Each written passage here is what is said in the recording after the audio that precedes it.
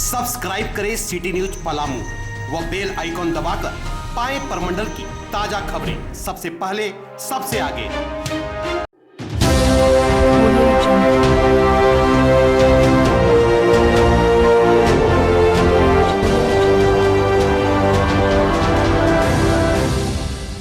पलामू जिले के मेदिनीनगर शहर के बाईपास रोड स्थित पर्यावरण भवन के ऊपरी तल्ले पर पर्यावरणविद कौशल किशोर जायसवाल ने अपनी पोती आशिका के 6वें जन्मदिन पर आकाश बाग में चंदन का पौधा लगाकर परिवार के सभी सदस्यों के साथ मनाया जन्मदिन।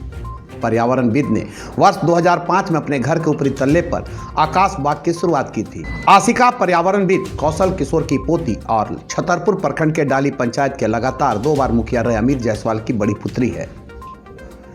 विश्वव्यापी पर्यावरण संरक्षण अभियान के राष्ट्रीय अध्यक्ष पर्यावरण धर्म व वन राखी मूवमेंट के प्रणेता पर्यावरणविद कौशल किशोर जायसवाल ने पर्यावरण धर्म के प्रार्थना के साथ पौधारोपण करवाने के बाद सभी सदस्यों को पर्यावरण धर्म के 8 मूल मंत्रों की शपथ दिलाई।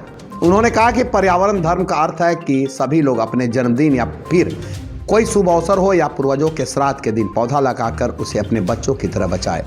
उन्होंने कहा कि पर्यावरण धर्म के इसी मंत्र से 1977 से अब तक नेपाल, भूटान समेत देश के 22 राज्यों के 78 जिलों में जाकर अब तक 40 लाख निःशुल्क पौधे लगाकर लोगों को पर्यावरण धर्म का पाठ पढ़ाया है।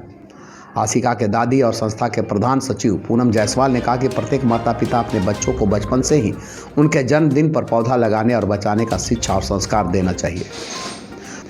आशिका के पिता ग्राम पंचायत डाली बाजार के मुखिया अमित जायसवाल ने कहा कि मेरे पिता पर्यावरणविद पर्यावरण की सेवा करते आज अर्ध शतक पार कर गए। उन्होंने पर्यावरण के प्रति लोगों को जागरूक किया। आशिक के बड़े पापा और यूनिक फ्लाइट के प्रोप्राइटर अरुण जायसवाल ने कहा कि बचपन से ही बच्चों को घर से लेकर स्कूल तक पौधा लगाने की शिक्षा देनी चाहिए, जिससे आने वाली पीढ़ी को लाभ मिले। आशिका के माँ शिल्पा जायसवाल ने कहा कि मेरे घर के बच्चे के जन्मदिन से 1 सप्ताह पहले से पौधा लगाने की तैयारी होने लगती है। इसी तरह के चर्चा सभी घरों के बच्चों में होनी चाहिए। आशिका की बड़ी मम्मी कोमल जायसवाल ने कहा कि हमारे घर में डाली बाजार से डाल्टनगंज तक 30 सदस्य हैं। परिवार के सभी सदस्य पौधा लगाने से बचाने तक निष्ठा के साथ कार्य करते हैं। मौके पर चाचा रामू, संतोष, दीदी आराध्या समेत घर के सभी सदस्य और नाना नानी जन्मदिन की बधाई दी।